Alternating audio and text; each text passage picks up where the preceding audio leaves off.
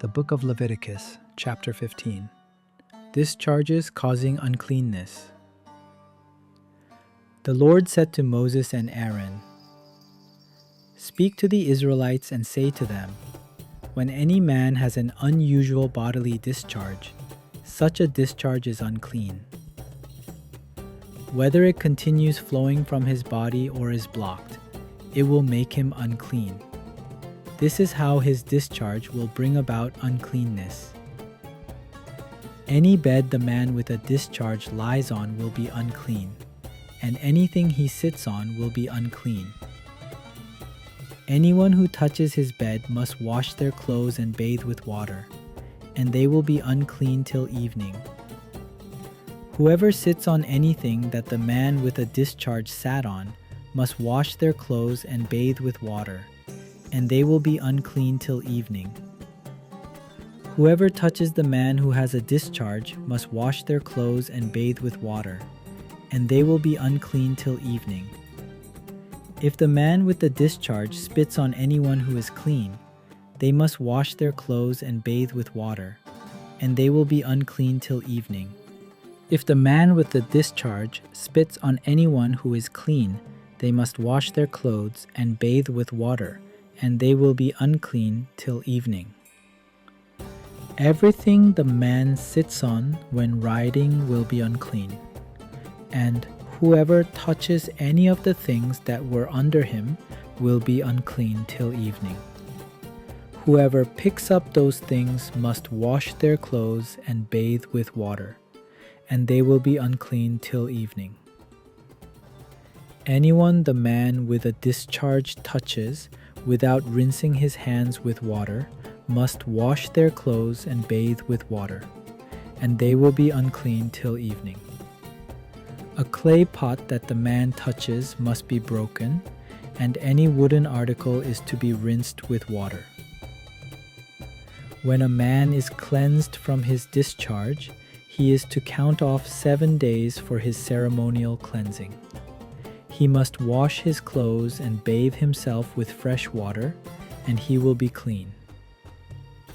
On the 8th day, he must take 2 doves or 2 young pigeons and come before the Lord to the entrance to the tent of meeting and give them to the priest.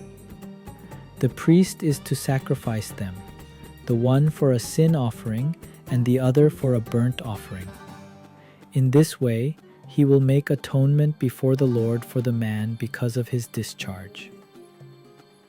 When a man has an emission of semen, he must bathe his whole body with water, and he will be unclean till evening.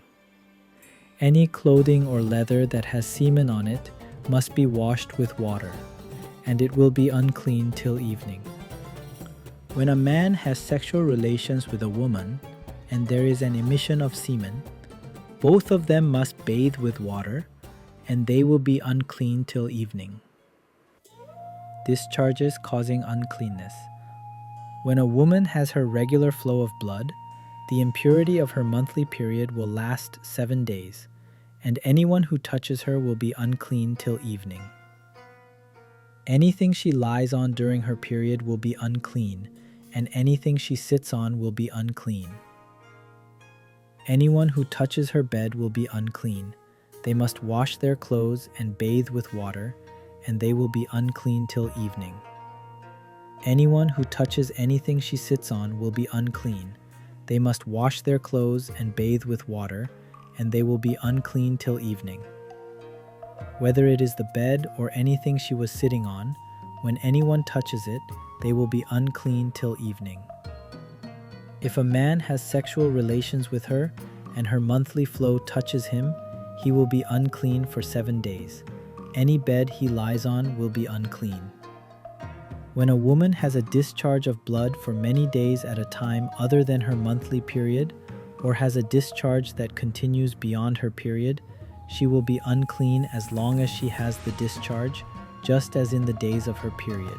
Any bed she lies on while her discharge continues will be unclean, as is her bed during her monthly period, and anything she sits on will be unclean, as during her period.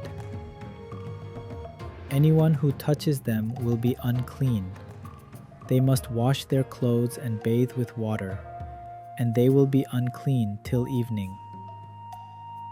When she is cleansed from her discharge, she must count off 7 days, and after that she will be ceremonially clean. On the 8th day she must take 2 doves or 2 young pigeons and bring them to the priest at the entrance to the tent of meeting. The priest is to sacrifice one for a sin offering and the other for a burnt offering. In this way he will make atonement for her before the Lord for the uncleanness of her discharge. You must keep the Israelites separate from things that make them unclean, so they will not die in their uncleanness for defiling my dwelling place, which is among them. These are the regulations for a man with a discharge, for anyone made unclean by an emission of semen. For a woman in her monthly period, for a man or a woman with a discharge, and for a man who has sexual relations with a woman who is ceremonially unclean.